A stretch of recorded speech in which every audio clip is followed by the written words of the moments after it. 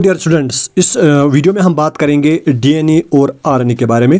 DNA और RNA में कौन सी चीज़ें प्रेजेंट होती है। फर्स्ट ऑफ ऑल आपको याद रखना है कि एक फॉस्फेट ग्रुप होता है, यहाँ पर आप देख सकते हो फॉस्फेट ग्रुप प्रेजेंट होता है। दूसरा, दो टाइप्स ऑफ शुगर जो है वो प्रेजेंट होते हैं।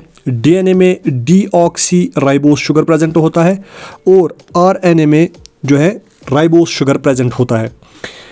डीऑक्सी राइबोस में आप क्या देखते हो, जो कार्बन नंबर 2 है वहाँ पर H ग्रुप प्रेजेंट होता है, वाइल एज इन आरएनए जो कार्बन नंबर 2 है वहाँ पर हाइड्रोक्सिल ग्रुप प्रेजेंट होता है। दो टाइप्स की बेसिस प्रेजेंट होती है, एक तो होती है प्यूरिन्स और दूसरी टाइप्स ऑफ जो बेसिस है दैट इज़ पायरामिडीन्स। प्यूरिन्स में जो है that is adenine and guanine.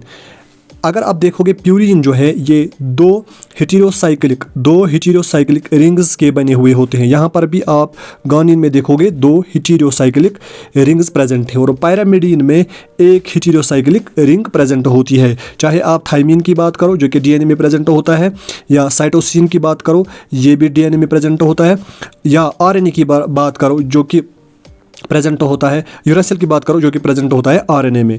ठीक है, दीज आर पायरामिडीन्स। तो पायरामिडीन्स और प्यूरिन्स में क्या फ़र्क है। पायरामिडीन्स जो है इनमें एक हेटेरोसाइक्लिक रिंग प्रेजेंट होती है, वाइल एज इन प्यूरिन्स वहाँ पर दो हेटेरोसाइक्लिक रिंग्स प्रेजेंट होती है।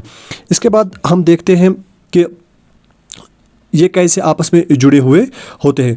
देखिए स्टूडेंट्स, आप ये देखो, ये जो है दिस इज़ ए शुगर। अगर हम बात करेंगे आरएनए की तो ये जो शुगर होगा ये राइबोस शुगर होगा, क्योंकि आरएनए में कार्बन नंबर 2 पर हाइड्रोक्सिल ग्रुप प्रेजेंट होता है। आरएनए में कार्बन नंबर 2 पर हाइड्रोक्सिल ग्रुप प्रेजेंट होता है और डीएनए में जो कार्बन नंबर 2 है वहाँ पर हाइड्रोजन ग्रुप प्रेजेंट होता है। ठीक है, जब एक शुगर या हम कहेंगे बेस और शुगर जब जुड़े हुए होंगे तो ये जो स्ट्रक्चर बनता है इसको हम न्यूक्लियोसाइड कहेंगे।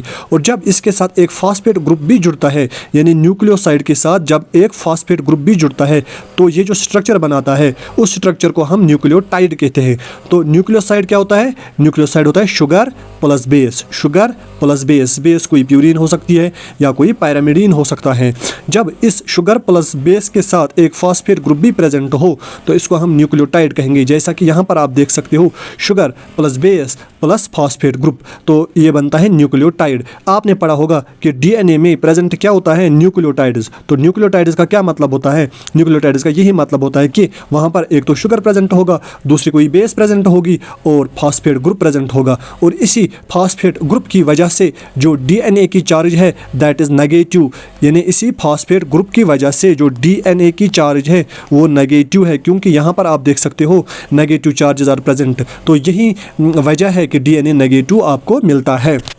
ठीक है, ये जो बॉन्ड है between the phosphate group and the sugar group, this bond is called phosphodiester bond और we can say phosphoester bond. Diester इसलिए क्योंकि यहाँ पर दो एस्टर बॉन्ड्स होते हैं तो इसको हम फॉस्फोडाइस्टर बॉन्ड भी कहेंगे। और जो बॉन्ड, जिस बॉन्ड के जरिए जो covalent bond between sugar and this base होगा उस कोवेलेंट बॉन्ड को ग्लाइकोसिडिक बॉन्ड कहेंगे। तो ग्लाइकोसिडिक बॉन्ड कौन सा बॉन्ड होता है, ये वो बॉन्ड होता है जिसके जरिए एक शुगर एक बेस के साथ जुड़ा हुआ होता है। शुगर और बेस जिस बॉन्ड के जरिए जुड़े हुए होते हैं उसको ग्लाइकोसिडिक बॉन्ड कहेंगे, और जिस बॉन्ड के जरिए शुगर और फॉस्फेट ग्रुप आपस में जुड़े हुए होंगे उसको फॉस्फोएस्टर बॉन्ड कहेंगे। Thank you.